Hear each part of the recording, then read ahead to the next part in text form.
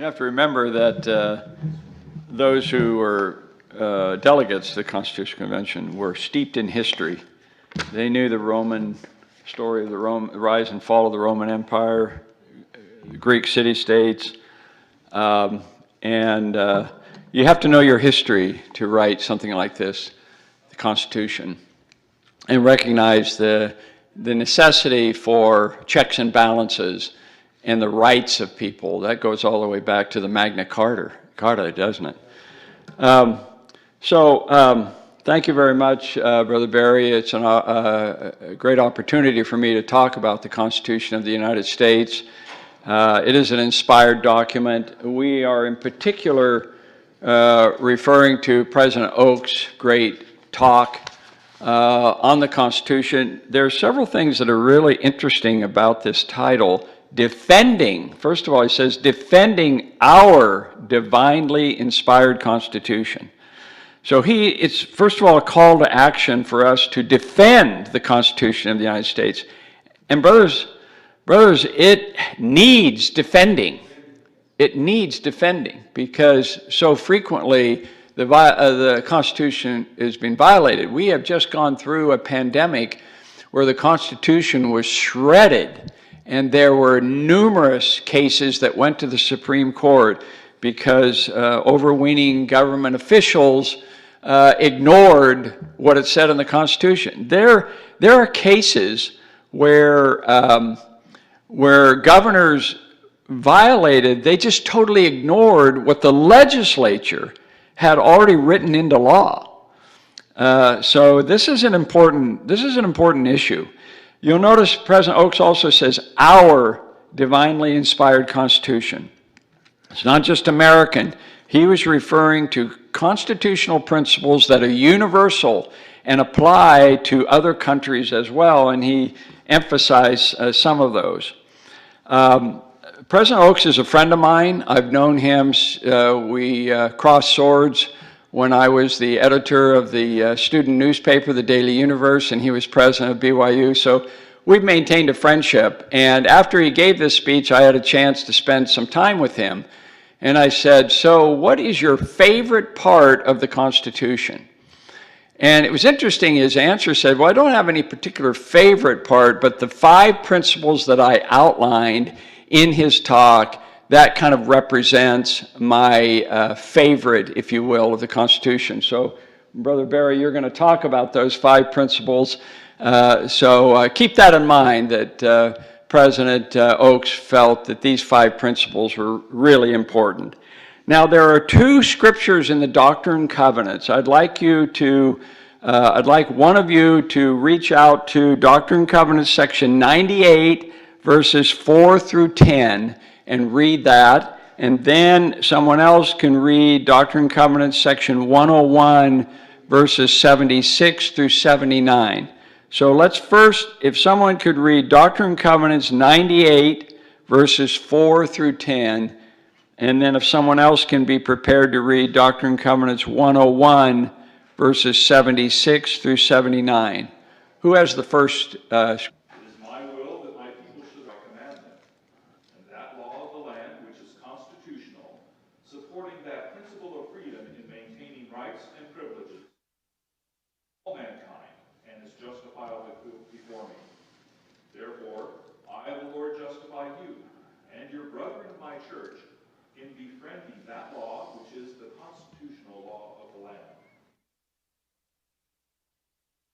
Whatsoever is more or less than this cometh of evil. I, the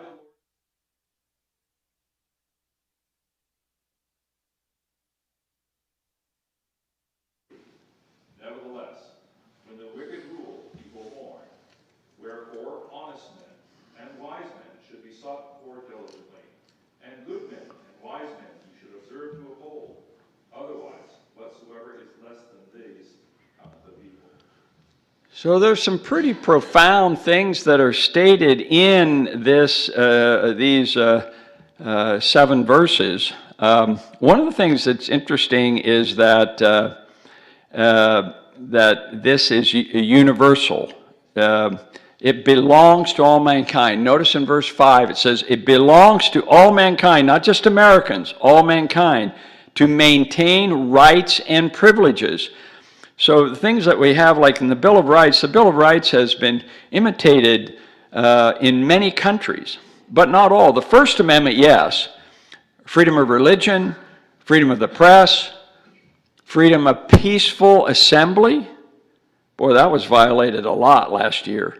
And many churches took the government to court because they were maintaining all the separation, wearing a mask and so on, but they were prohibited from joining together religiously because they were, quote, unnecessary. We heard this thing about necessary rules. Well, there's nothing more necessary than the spiritual gathering of the saints. So I was really glad that we were at least able to do that, at least via Zoom.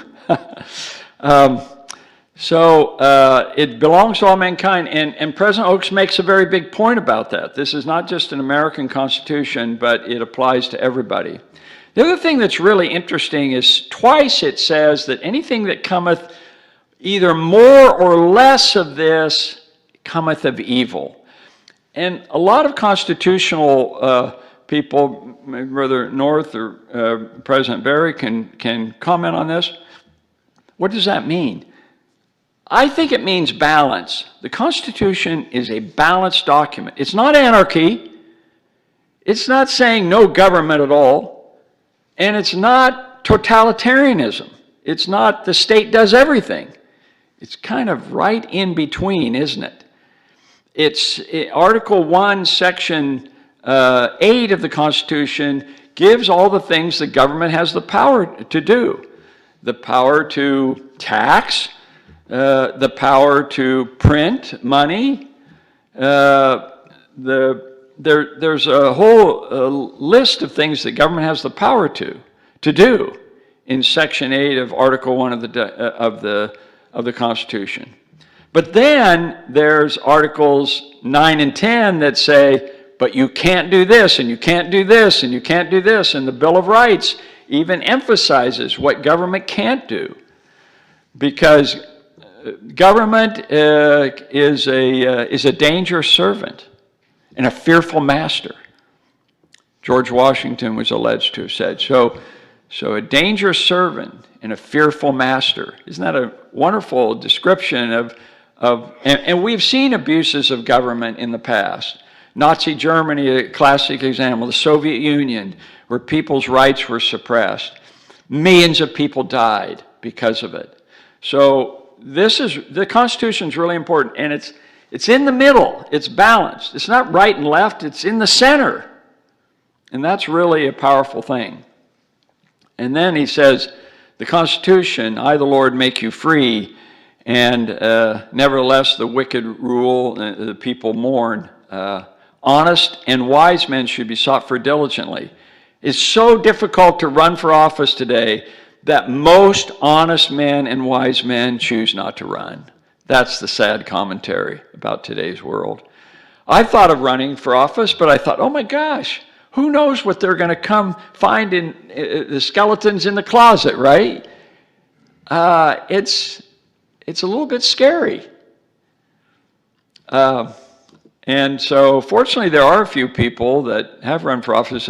Senator Mike Lee is a wonderful example to me because he was just a young boy when I was in the McLean ward in Virginia with Rex Lee as his father, and it's just kind of cool to see somebody willing to take the chance that they're going to find all kinds of things and can run for office. So. I admire people who have done that. And notice that President Oaks does say that we encourage members to get active and to run for office. And it's very few that really do it. Okay, let's read section 101 of the Doctrine and Covenants. Who has that, verses 76 through 79? Brother Fisher, you have that golden voice, but maybe there's someone else who can read. Yes. And again I say unto you, those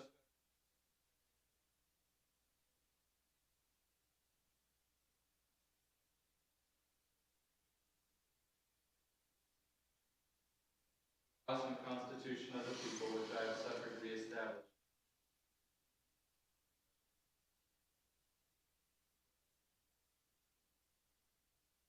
Every man may act in accordance, that every man may act in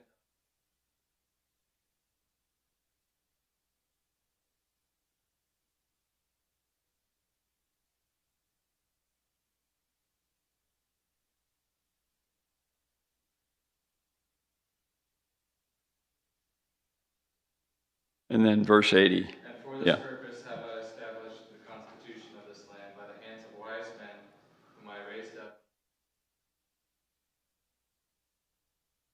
So they connect verse 79 with 80.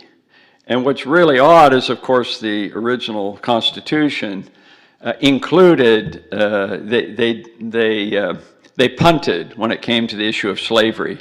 So it is interesting that verse 79 says, "It is not right that any man should be bondage one to another. And for this purpose have I established the Constitution of the United States." So the constitutional delegates, they punted when it came to this issue, sadly. And the Declaration of Independence is very clear that all men are created equal, endowed with their Creator with certain inalienable rights, life, liberty, and the pursuit of happiness. That was violated, and Thomas Jefferson knew it. And Thomas Jefferson favored releasing the slaves, but didn't have the guts to release his own slaves. Brian, you had a comment? In the Declaration of Independence, Jefferson lays out 18 wherefores. Abuses, yeah. But there was a 19th. And the 19th was about slavery. And it was a condemnation that England brought in very sharp terms, this evil to the land. But it was stricken because South Carolina and Georgia refused to sign it. Yeah, and they wouldn't sign the Declaration without it. It's in the musical 1776 and does a very nice job of that if you haven't seen that. It's worth noting, and it did take us another generation before we righted that, or 2 generations. Today, does anybody know what's unique about today, June 27th? Brother Nielsen? The martyrdom of the prophet Joseph Smith today. So, to quote rightly, the prophet Joseph Smith, "Hence we say the Constitution of the United States is a glorious standard. It is founded in the wisdom of God. It is a heavenly banner. It is to all those who are privileged with the sweets of liberty, like the cooling shades and refreshing waters of a great rock in a thirsty and weary land. It is like a great tree under whose branches men from every clime can be shielded from the burning rays of the sun." And of course, the rights to try to right that redress without success. But the prophet Joseph Smith still had that fervent belief in the Constitution, if only it would be incorporated. So I want to just talk about one part of the Constitution. This morning I read the Constitution through. It's one sit-down read. And the Declaration of Independence. It's fairly short with this little volume. But one of the things that I found really interesting and particularly affected us in 2020 on the lockdown and so forth. So here's the question. Why is it, brethren, that the borders were closed between Mexico and Canada and Europe and Asia? It was virtually impossible to fly and to travel overseas, right? But you could travel from California to Nevada to Arizona to Oregon, all the way from sea to shining sea. Why, brethren? Why could you travel and fly inside the United States, but you couldn't outside the United States? The Constitution of the United States. What a difference it makes. Because one of the things they did in there's several places in the Constitution you can read about, including the 14th Amendment. It basically says that states cannot restrict you, cannot deny you entrance or exit, cannot impose tariffs, cannot impose duties, it cannot restrict you in any way. This is what makes it the United States of America. Okay, the states are, we always talk about federalism and how the states are different and have the states' rights and so forth. But what is it that unites us as Americans? The Constitution says one state cannot say, oh, we're going to set up barriers. We're going to set up a border, and we're going to require you to have a passport to go from California to Nevada or to Oregon. But try to go to Mexico without one. You used to be able to. I remember the time where you just say hello or show your driver's license, but that's changed. But in the United States, you can go and you can move. You can move from one state to another. You can work without a work permit. You can go from one state to another. I think we underappreciate what is happening here. And Europe, of course, imitated that with the European Union. The European Union allowed you to have a work permit. You didn't have to have a work permit if you were a member of the EU. And you could go from one place to another. Now, they've restricted that since 2020. But I just want to point out to you, I think that's really, really important. And finally, turn the time back over to President Barry. A couple of quotes which I think are useful, because certain members, certain leaders of our church have been really strong on the Constitution. David O. McKay said this right at the beginning of World War II, in General Conference, October 1939. Next to being one in worshiping God, there is nothing in this world upon which this church should be more united than in upholding and defending the Constitution of the United States. I think as members, we've forgotten that quote from David O. McKay. Ezra Taft Benson, of course, was famous for his fiery defense of the Constitution. He says, are we reading the Constitution and pondering it? Are we aware of its principles? Are we abiding by these principles and teaching them to others? Could we defend the Constitution? Could we recognize when a law is constitutionally unsound? Do we know what the prophets have said about the Constitution and the threats to it? Great quote. And finally, the last part is the 5 divinely inspired principles in the Constitution, which President Barry is going to now give us.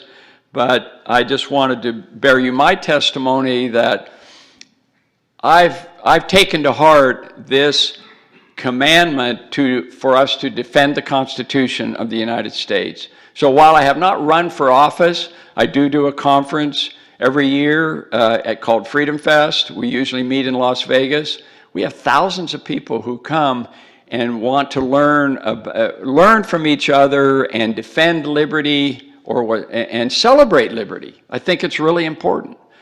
So I'm doing, much of my own voluntary, as the Lord says, to engage in anxiously in a good cause, and I'm doing it voluntarily, and it's really fun. And it's nice to see a lot of members of the church, not as many as I would like to see.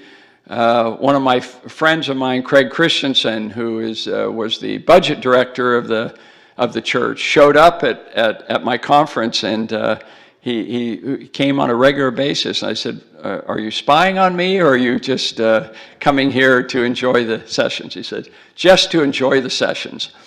But it's important that we do something, that we do more than just celebrate on the 4th of July. And it's my prayer, brethren, that we will take to heart this, that we will learn about the Constitution. There are many organizations across the political spectrum that you can join. The ACLU, for example, is the Institute of Justice. There's lots of these groups out there that are they tend to be non-political, which I think is really good, but they defend the First Amendment rights and so forth. By the way, one of the questions that some of my friends asked, they said, well, why didn't President Oaks talk about the Second Amendment? the right to bear arms. And you know the answer to that question? Well, he wouldn't answer that, but it's because we're unique. There's no other country in the world that has a Second Amendment. You can't own a handgun outside the United States legally. You can have a rifle in Canada. You can have a shotgun. You can in Switzerland. Every household has to have a rifle in Switzerland, but you can't have a handgun, let alone some of the other things that we have. So I think that's the reason why I didn't want to get into gun ownership and that sort of thing. Anyway, I've gone on too long. Thank you very much.